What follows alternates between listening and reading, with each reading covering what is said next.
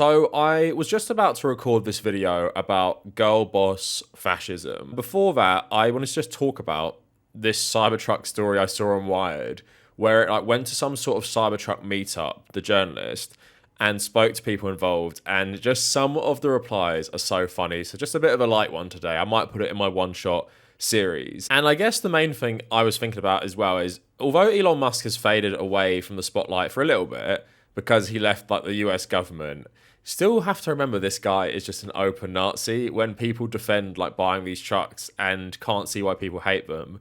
And also, playing into that, Tesla Cybertruck police fleet officially rolls out in Las Vegas. So the Las Vegas Metropolitan Police is gearing up to deploy its fleet of Tesla Cybertrucks. The department will roll out 10 customized Cybertrucks donated earlier the year by venture capitalist Ben Horowitz and his wife. But all electric trucks were upfitted by California-based company Upfit, which specializes in converting Teslas for fleet and emergency use. Each vehicle will have reinforced armor, bullet-resistant protection, and advanced onboard technology to improve officer safety and operational effectiveness. Las Vegas Sheriff Kevin McMahill said, "We want these things because the cops inside will be safe no matter what. They stop bullets. They are also a tremendous recruitment tool for us." Las Vegas becomes the first US city to put a full Cybertruck fleet into law enforcement. So obviously Elon Musk is loving this. And of course, Elon Musk himself is the perfect poster man-child for a variety of things, to be honest. One of them being how capitalists will always favor fascism. Another about how you can self-radicalize yourself on a social media site you own. Another about how being the world's richest man doesn't actually give you happiness and you end up addicted to ketamine, scrolling Twitter all hours of the day in a desperate attempt to be liked. But it's pretty clear the Cybertrucks, what they represent is Musk. With a US police force adopting it, it's pretty clear they are just a symbol of fascism at this point. You literally have a fascist police force now driving these trucks around to probably do terrible shit to people. But more onto what I wanted to speak about quick. So Zoe Schiffer at Wired. And remember, Wired is also the outlet that published the Chorus article by Taylor Lorenz. And David Pakman said he was going to sue. I wonder what happened to that. It doesn't seem like they did sue. But the article was saying, spit on, sworn at, and undeterred.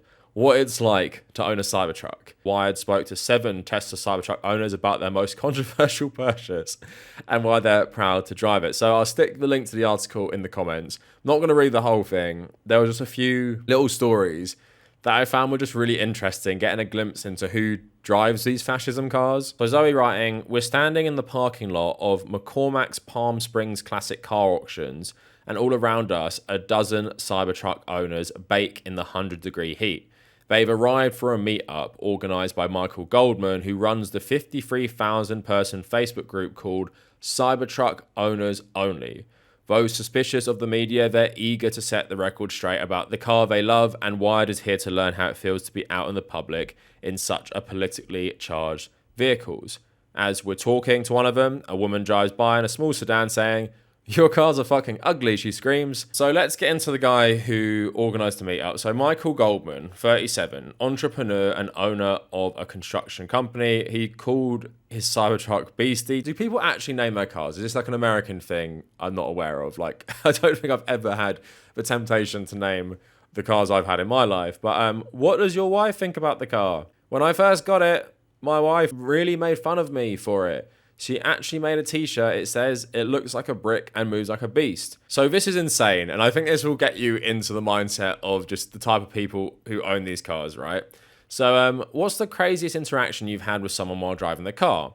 "A while back, I went into Whole Foods to drop off an Amazon package. And usually I wear work boots because I do construction. So I go in and of course, a lady in an electric Mustang comes and puts this note on my car, which read, 'This is an extension of your small dick.' She doesn't know these cars record 24/7, so it recorded her putting the note on, and when it came out, I saw the note, and naturally I'm looking to see who put the note on the car, and she's right there. So I got out and said to her, 'Why do you feel the need to put a note on my car?' She said, 'That's because you're driving this and I'm offended.' She called me a Nazi. So we start talking and she says, 'Well, I saw you get out of your truck with your boots and you're like a big white man. I guess I assume because Elon's a Nazi, you fit the profile.' I stopped her and I was like, 'My last name is Goldman. What heritage do you think that is? She says, that's Jewish. My wife is Jewish.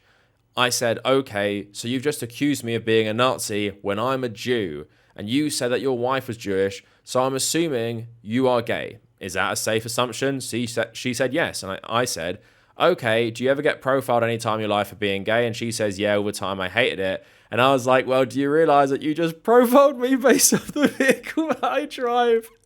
And me wearing work boots and being a big white guy as being a Nazi when it's completely something totally different. And she broke down in tears and apologized.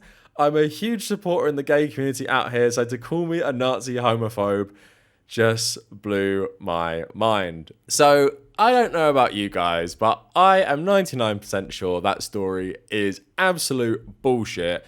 And the 1% doubt is maybe this story happened, but it didn't play out the way he thought it did. Like, this is a story that feels like even Elon Musk could tell. It's so perfect, isn't it? So here you have someone who is a white man, and he said he's Jewish as well, who is getting attacked for his consumer choice and for what he's wearing by a super woke lefty gay woman who's married to another Jewish woman, right? And he actually is very supportive of that. And he gets out of the car, and to bridge the divide, he says, don't assume we're all bad people for like literally enriching Elon Musk. Don't assume that.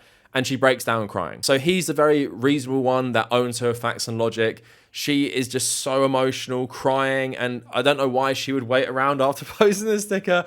It's such a load of bullshit. But obviously, are you surprised that someone who owns a Cybertruck thinks this way? And also, the notion that this person thinks because they are Jewish, they somehow can't be some sort of fascist. Just to make it abundantly clear to people, yes, you can be Jewish, and you can also love the Nazis. So here is a clip I saw going around on Twitter. Former Israeli MP Moshe Feiglin on Israel's most watched news show, as Hitler said, I cannot live if one Jew is left. We can't live here if one Palestinian remains in Gaza. So that is the most popular TV show in Israel. He's like saying we should act like Hitler. So yeah, if you are a Jewish person, you can be like that as well. We've actually seen that loads in the context of Israel in the last 2 years. And if you've been following it longer, the last, 7 decades. So just a couple more. Russ Taylor, 44, who runs a business called Smugglers Runs. When I first saw it, Elon Musk was like, go to cybertruck.com. Before he even finished the sentence, I was already there and put in my reservation. I just love the style. It's totally unique. I've always been kind of a cyberpunk, so I fell in love with it right away. As someone who really loves cyberpunk, the games, just the genre, I feel like if you really love cyberpunk and you like the Cybertruck, you are like just missing it on 2 levels, because a lot of us who love cyberpunk, we love the aesthetics, right?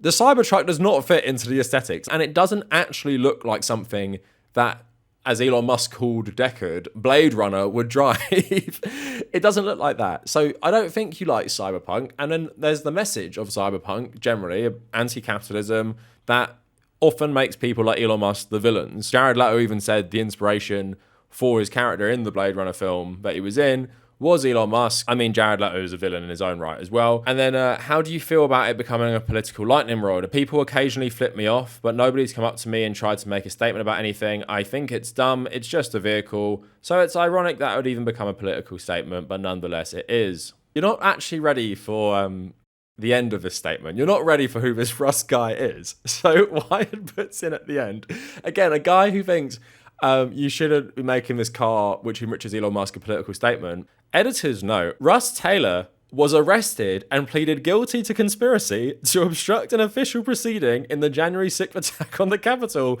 and he was later pardoned by President Trump. I mean, this is absolutely amazing. This is like one of the other people they speak to. One of the few people they speak to. We got the guy lying that he's the most tolerant, rational man on earth, who casually debunked a crazy lefty with facts and logic and made them cry. Then another person is someone who loves cyberpunk and also was convicted for January 6th and was pardoned by Donald Trump. The Cybertruck community are not doing themselves any favors. So here's another one, Roger Davis. What do you like about the truck? What I love about the truck is just how it's so polarizing. The shape of it, the body of it, the manufacturing technique with the body panels and everything. I feel like Patrick Bateman reading that. I just love that it's completely outside the box. Are you married? I was married. I'm not married anymore. Women don't like the vehicle.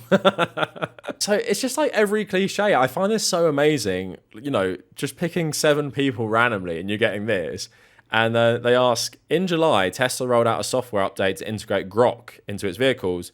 Do you use it? Her name is Aura, and I use her as a therapist. When I'm driving, I'll ask questions, and it actually gives really good therapy advice.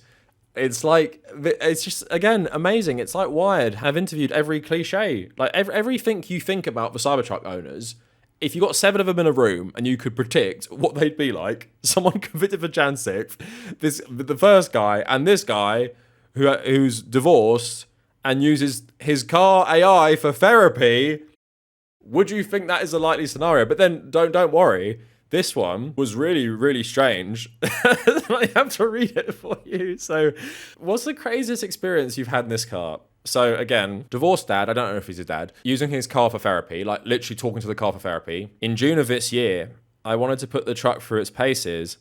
The Rubicon is a very famous 22-mile off-road trail, and it usually takes 2 to 3 days. We decided to try and be the first EV truck and Cybertruck to cross the Rubicon. We built out the truck. I think we spent about $50,000 kitting out the car, and then we went. And then it goes on to say, so 3 days into the trip, we were only 5 miles into the trail. It was way more difficult than I could have ever imagined. On the 3rd day, we're coming down Big Sluice, which is probably the hardest part of the trail. And we had just finished, and I was in the vehicle by myself, and I was driving along a little stream. And all of a sudden, through the trees, I felt the light hit me. And I'm going to call it a miracle because it was. Imagine if you're flushed, like how your face blushes, but over my whole body. And then I just felt the presence of God and a deep peace and love. It really broke me down. It really reset my life at this point. It's what I did. So this guy here, the divorced dad, spent $50,000 to do this trail. And then he found God in the Cybertruck with Aura the AI in the Cybertruck, Grok, talking to him all the time and giving him therapy. Like, how? How could there be 7 people and they've talked to 3 people like this? Like, seriously, I feel almost bad for this person. I mean, I don't know what else he believes, but yeah, if you're getting to a point in your life where you're becoming so attached to your AI car and literally feeling God in this Chili's tonight, then I think you really need help. So I'm not going to read any more. There are a few more good ones in there. So please go read the article by Wired. But yeah, I just thought that was a really, really fun one. And there's something, as someone who's from the UK, when you read about Americans and their consumerism and their like attachment to their stuff, obviously the UK isn't completely immune from that, but it's just such a next level in America. Like, they're so proud of it. They're so ready to base their identity on things like not even just cars and trucks. Like, maybe I understand that a bit more, but literally like this one truck. Base your identity on one specific truck that you feel God in and talk to as your therapist. This guy has a therapist car. The other guy did Jan 6th. So that was a fun one. I haven't had a fun video in a while.